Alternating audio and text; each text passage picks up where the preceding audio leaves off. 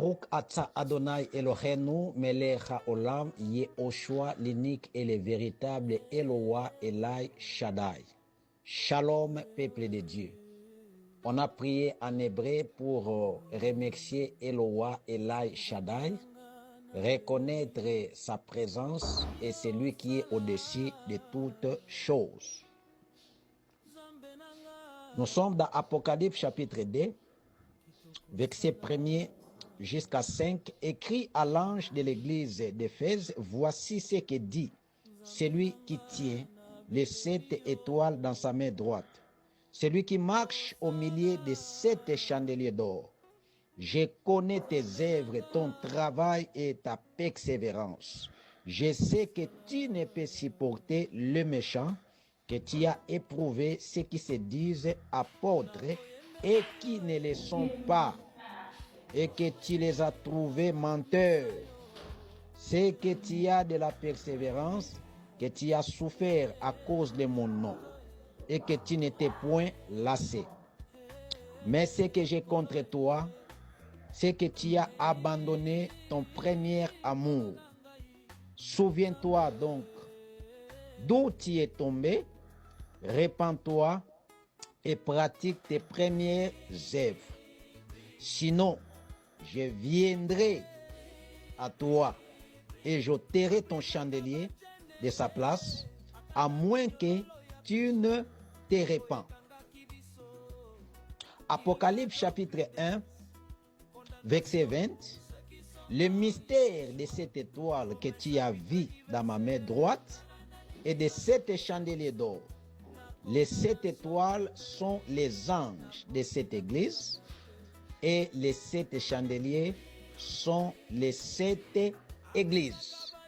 Donc, les 7 chandeliers est représenté par les 7 églises qui s'est retrouvée dans le passé dans l'Asie mineure qui est Turquie aujourd'hui. Et les 7 étoiles représentent les 7 anges de cette église. Écoutez très bien, chers enfants, peuple d'Elohim. Ici, le terme ange ne signifie pas les êtres célestes. Le mot ange en grec, c'est angelos et en hébreu, c'est malak. Malak ou angelos ne signifie pas les êtres célestes. Mais angelos ou malak signifie dans ces termes envoyé, messager et expédié.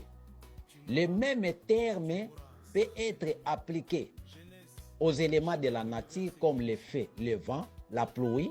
Lorsque ces derniers exécutent la volonté de Dieu, on appellera la pluie là ange. Le même terme est appliqué aussi aux hommes. Lorsque un homme exécute la volonté de Dieu pour prêcher, chanter, prier, c'est en ce moment-là, cet homme-là, ces derniers, on peut les appeler anges. Le même terme est appliqué aussi aux êtres célestes que nous appelons les anges. Mais par rapport à l'aspect contextuel, quand on dit écrit à l'ange de l'église d'Éphèse, en fait, la parole est en train d'être adressée à un responsable de l'église de cet endroit ou de l'Asie mineure. Les récepteurs de ces messages, c'était des pasteurs, des bergers, des apôtres, des prophètes, ceux qui étaient à l'époque étant des représentants, étant des serviteurs, étant des prédicateurs. Donc, écrit à l'ange de l'église d'Éphèse, la parole est adressée premièrement aux responsables, vous voyez, et la parole deuxièmement est adressée aussi à l'église de l'Éphèse. Quand on parle de l'église, on ne voit pas les bâtiments, parce que Ésaïe chapitre 66, verset 1er, la Bible dit « Quelle maison que tu vas me construire ?» Dieu n'habite pas dans la maison faite dans des mains des hommes. Donc, l'église ecclésia c'est l'ensemble de ceux qui sont appelés. Donc la parole est adressée aux bergers, aux pasteurs en même temps, aux fidèles, et ces derniers composent l'Église. Et aujourd'hui, cette parole est pour toi.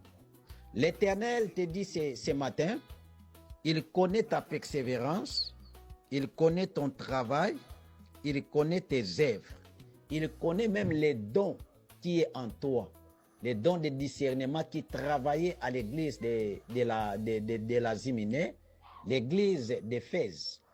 Il y avait la présence aussi des dons de discernement qui travaillaient. Mais Dieu dit à l'église que nous sommes aujourd'hui, nous sommes le temple du Seigneur, l'église, un peuple racheté, un peuple choisi. L'Éternel nous rappelle de ses souvenirs du premier amour qu'on avait avant. L'amour de la parole, premièrement. Les gens ont négligé la méditation de la parole. L'amour de Dieu consiste à garder sa parole. L'amour de la parole que vous avez abandonné, l'amour de la vérité que vous avez abandonné, souviens-toi de cet amour que tu as abandonné. L'amour de Dieu, l'amour agapao, l'amour sans intérêt, l'amour désintéressé. Bien-aimés dans le Seigneur, cette parole, c'est pour nous aujourd'hui. Beaucoup de gens sont en train de prier, mais c'est pour gagner les choses de la terre, mais pas pour Dieu. Pas pour garder la parole, pas pour garder le message. C'est pour chercher les choses de la terre. L'amour des matériels, l'amour de l'argent, ça pousse les chrétiens à continuer à vivre et à pratiquer ouvertement les péchés tout en étant dans le Seigneur. Cet amour est perdu dans le cœur de plusieurs croyants.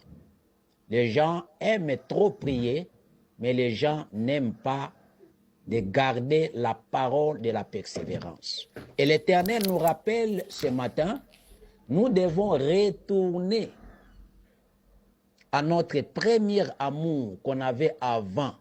Cet amour, lorsqu'on n'avait pas de moyens, on avait l'amour d'écouter, de garder la parole. Mais aujourd'hui, notre amour est focalisé sur les choses matérielles comme l'argent ou l'or. Mais cela ne peut pas nous sauver. 1 Pierre chapitre 1, verset 17 à 20, la Bible dit, ce n'est pas par des choses corruptibles, comme l'argent ou l'or, que vous avez été rachetés. C'est bien d'avoir l'argent, des moyens de vivre, mais au-delà de l'argent monnaie, nous devons penser à ce que Christ a fait à la croix. Il a versé son sang pour notre rachat. Et l'Éternel rappelle à l'église d'Éphèse, souviens-toi donc d'où tu es tombé et répands-toi.